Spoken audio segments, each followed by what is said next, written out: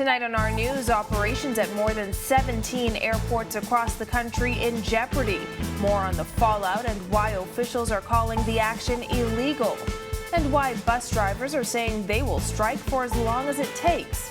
Plus, jobs on the way for Grand Bahama as a new manufacturing company anchors its operation on that island.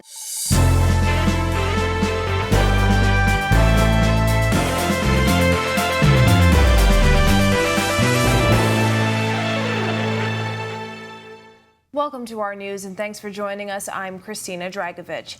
A sickout impacting operations at more than 17 airports in the Bahamas is being called illegal industrial action, according to labor officials.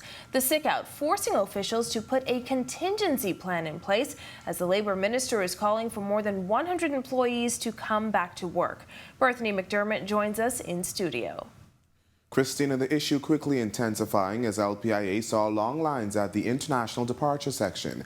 The actions of those union members giving the government no other choice but to call for backup. Despite this unrest, government is standing firm.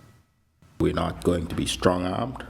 We're going to be deliberate. Hundreds of airport employees across the Bahamas staging a sickout Monday morning, impacting operations at the Lynden Pindling International Airport and 17 airports in the Family Islands. The sickout involves Bahamas Public Services Union members and stems from several issues, including an outstanding industrial agreement and money they say they're owed. Deputy Prime Minister and Minister of Aviation Chester Cooper says a contingency plan has been put in place. This is most disruptive. It's a very disruptive time to do it, given the summer travels, and also we happen to have an audit going on at the airport with TSA, so the timing is curious. When our news team arrived at LPIA, lines were growing, but Cooper saying there was minimal impact at that time. However, videos circulating on social media showed otherwise. Meanwhile, Labor Minister Keith Bell calling the union's actions illegal as a strike certificate issued in 2020 was referred to the Industrial Tribunal, making their certificate ineffective. I am urging all members of the BPSU that are participating in this illegal industrial action to return to work immediately. Labor Director Robert Farquharson says 90% of the 200 employees in New Providence didn't show up to work, along with 107 employees in the Family Islands. Bell says this could result in charges. Any person who contravenes the provisions of subsection 1 shall be guilty of an offense and liable on summary conviction to A, in the case of an employee, to a fine not exceeding $200 or to imprisonment for a term not exceeding 3 months, or to both such fine and imprisonment. Now, Bell says the plan isn't to go down that road. As for the outstanding industrial agreement, the Deputy Prime Minister says the Davis administration has been working to get the agreement completed. Back to you, Christina. Thanks, Bethany. Well, Free National Movement leader Michael Pintard issuing a statement on the unrest at the airport late this afternoon, saying the party is well aware of the airport workers' concerns. Pintard calling on the Davis administration to immediately address the matter, saying the Ministry of Finance needs to honor its commitments and pay workers what they were promised. The F&M leader says this latest issue proves labor matters have clearly reached a boiling point. He went on to say he hopes the matter can be resolved soon. Meanwhile, bus drivers on New Providence promised to strike for as long as it takes to get the attention of government. The Bahamas Unified Bus Drivers Union holding a series of peaceful demonstrations across the island today. The group not satisfied with the relief package promised by Housing and Transport Minister JoBeth Colby Davis. Our Marlena Leonard has the story.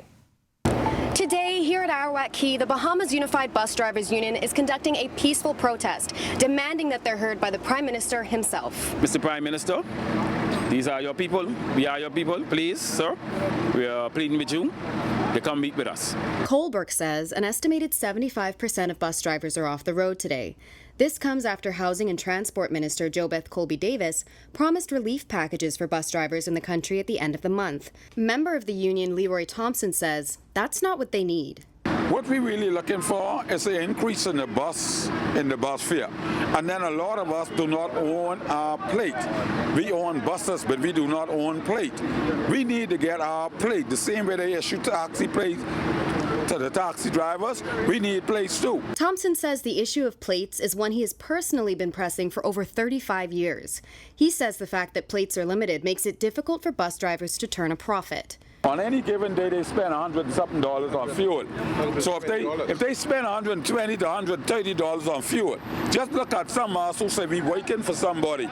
So at the end of the day, we pay $120 to $130 for fuel, and then we still got to pay the boss. Let's say the boss want $160, $120. We still got to pay him. What do we carry on? When asked how long they'd be willing to stop services, If we have to do this every day, we can do this every day because we ain't making nothing anyway.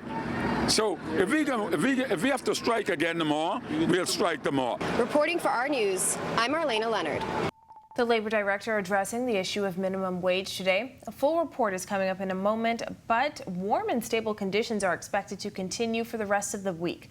Meteorologist Greg Thompson is in the Weather Center. Thanks, everybody, and welcome for our first look at weather on this beautiful Monday evening. Warm temperatures outside the studios right now, 86 degrees with passing clouds, and your winds are out of the southeast at 10 miles per hour. It's bringing in those warm temperatures, and it's making it feel like a very warm 93 on the outdoors. Quiet around our area today after a wet weekend with some showers and thunderstorms.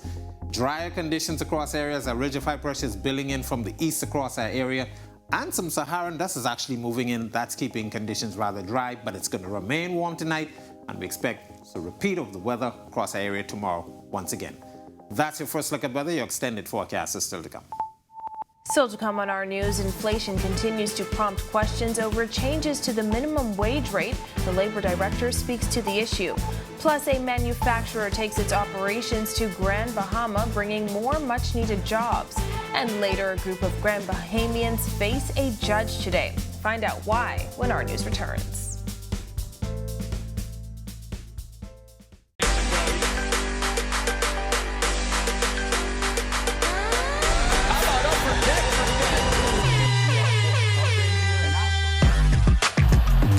Got size at 6'5".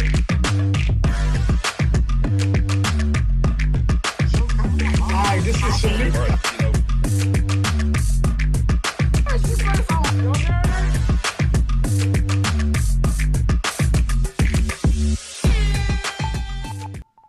As inflation continues to impact countries globally, residents here in the Bahamas are also feeling the pinch, leaving many wondering when the promised increase in minimum wage will begin. Director of Labor Robert Farquharson addressing the issue today. Jamila Missick reports. A recommendation formally submitted to the government by the National Tripartite Council to increase the national minimum wage is expected to be discussed at Cabinet very soon.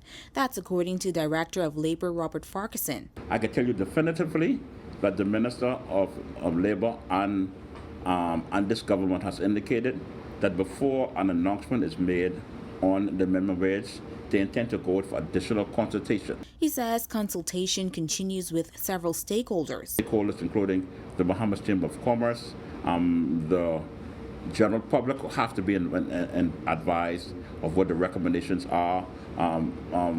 Academia, we want some views from academia. We also want some views from major stakeholders, the Bahamas Financial Services Industry, for instance, the Bahamas Hotel Employers Association, and a number of those employer organizations that represents persons within that sphere. Last week, Minister of Economic Affairs Michael Halkitis said government will implement an increase in minimum wage before the end of the year. Currently, the private sector minimum wage is $210, while public sector minimum wage is $225 and is expected to increase to $250 per week. Farquharson says an increase will impact scores of residents.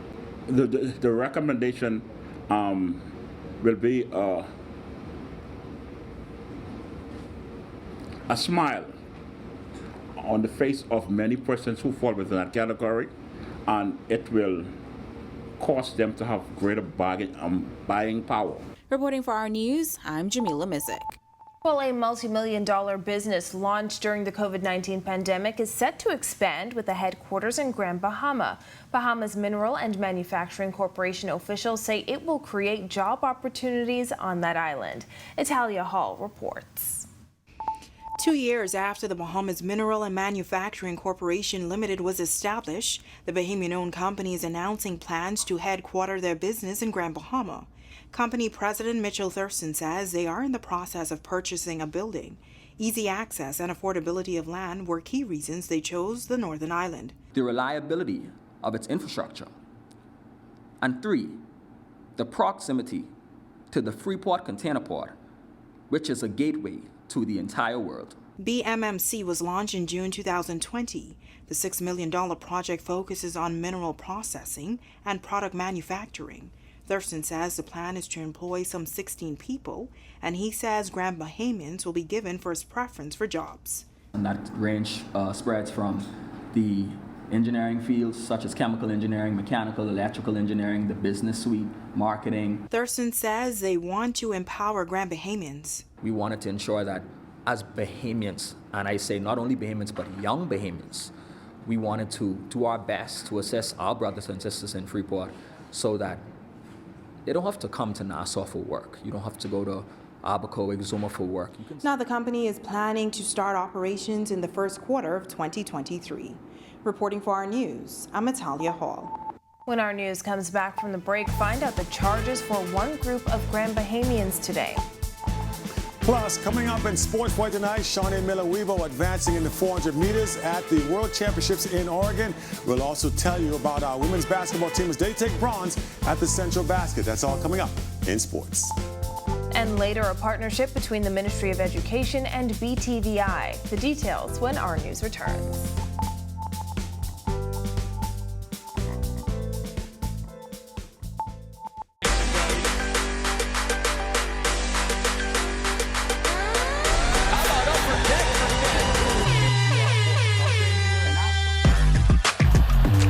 Got size at 6'5".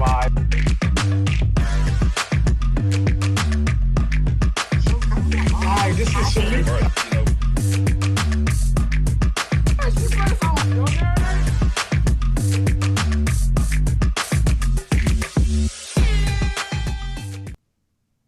This is our news. Welcome back.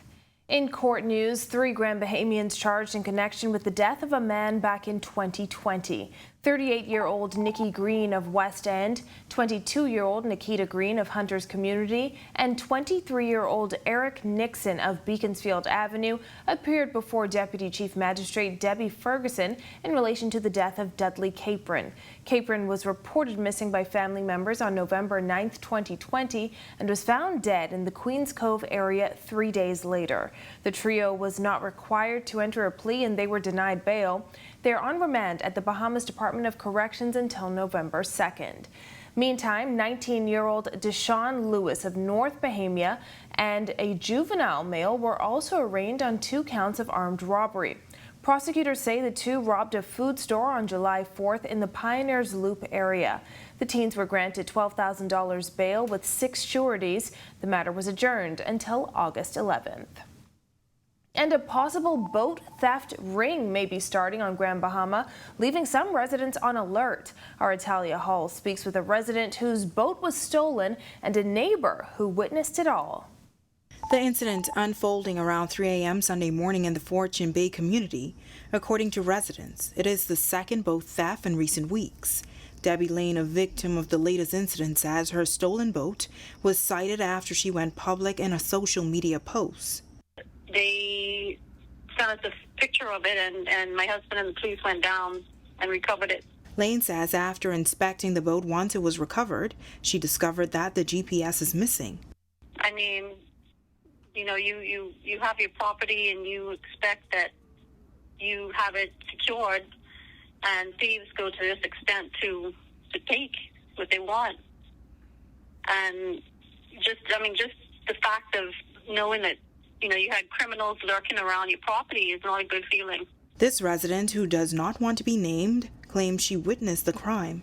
The night before, there'd been a break-in, and so everyone's on edge about it, and then now this boat being stolen. So yeah, it's very concerning. Lane is calling for more police presence on the waters and a quicker response time. Reporting for our news, I'm Italia Hall. Shawnee Miller-Weebo cruises at the World Championships. Meanwhile, our women's basketball team takes bronze in Cuba. Here's Marcellus Hall. Welcome to our sports, everybody. I'm Marcellus Hall. Shawnee Miller-Weebo and other Bahamian athletes competing at the World Championships in Eugene, Oregon this week. So far, so good as Shawnee Miller-Weebo in the first round of the 400 meters, looking very, very strong. She cruises through to a victory as we take a look right now. Shawnee Miller-Weebo on the track for the first round of the women's 400 meters, looking to advance to the second round of qualifications. And let's just say she had no real issues here. You can see her on the track cruising her way to a first place finish.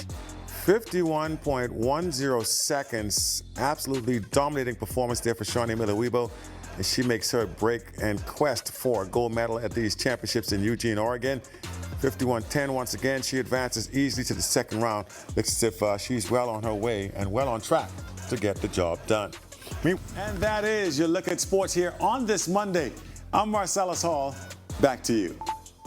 Still ahead on our news tonight, reconnecting with students impacted by the pandemic. Plus, Greg is back with your extended forecast. And later, it's summer camp season with Urban Renewal, one of the first out the gate. Stay with us.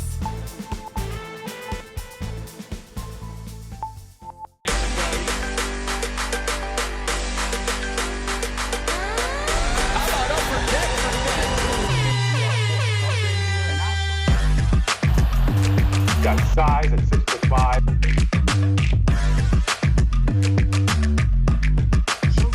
Hi, this is Shamik.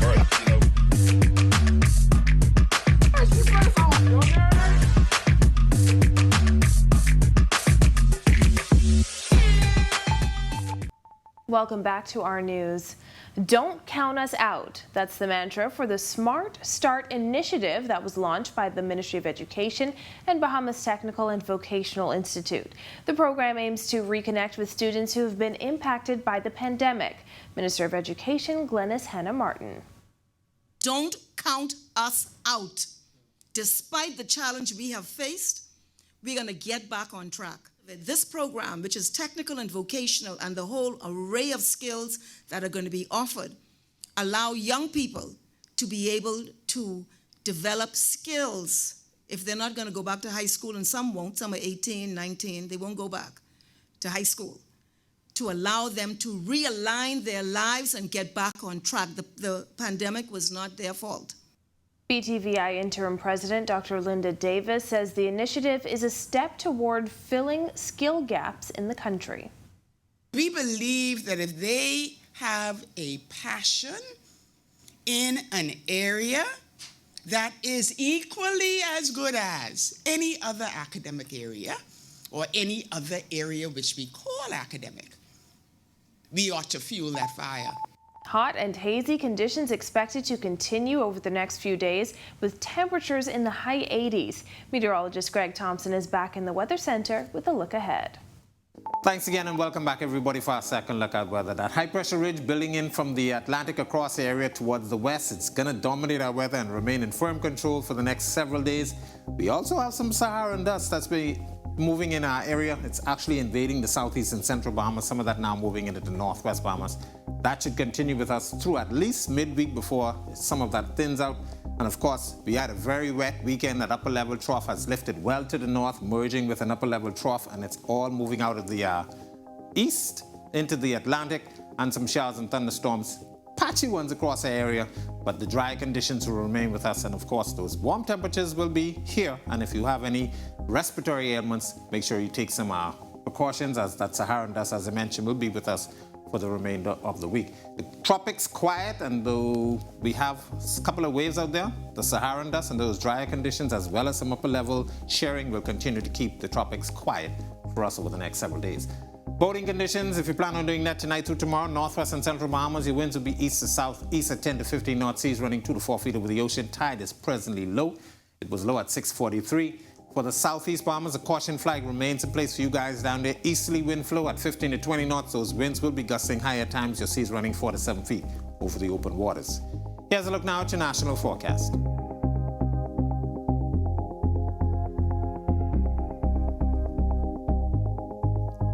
A look at your 7-day forecast. Afternoon showers and thunderstorms will be in the forecast. Small, but likely. And of course, Saharan dust remaining with us, so those temperatures will remain very warm near the 90-degree mark, and your field-side temperature in the triple digits.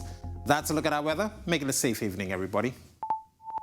Hundreds of eager campers gathering at the Pine Ridge Urban Community Center for the opening of the Urban Renewal summer camps across the island.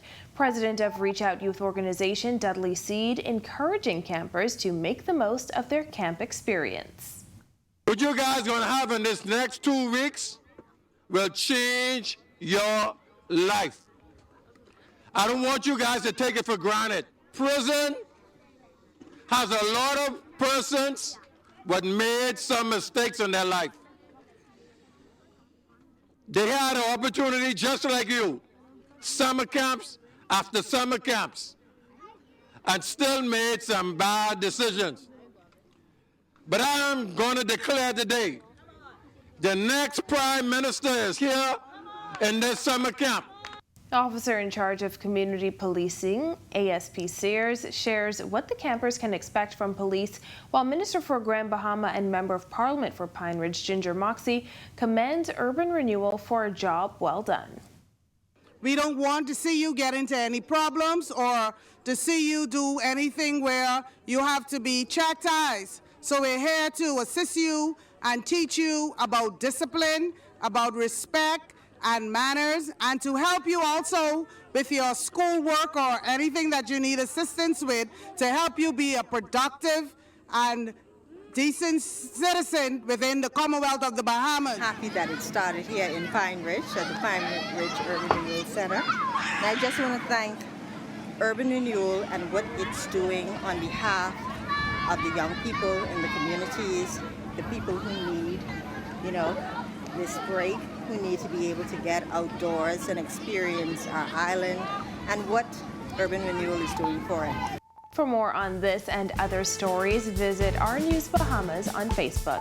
Well, thank you for joining us for Our News Tonight. On behalf of the entire team, I'm Christina Dragovich. Have a beautiful evening, Bahamas.